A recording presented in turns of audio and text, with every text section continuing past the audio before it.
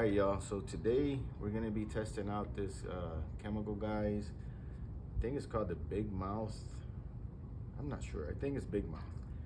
But we're gonna be testing it out, see how much suds it actually makes on the car. So as you guys know, squirt a little bit in there, and then the rest you fill up with water. So a little bit in there. I'm using the Snow Foam Auto Wash Honeydew, straight from Chemical Guys as well.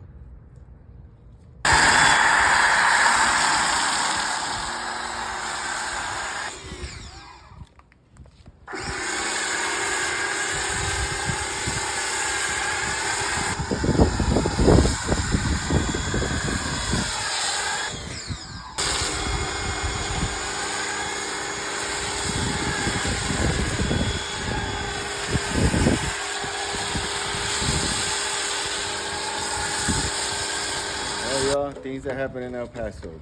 Nice and sunny 1 minute, look at this. Raining, dusty, windy. So stay tuned for part 2.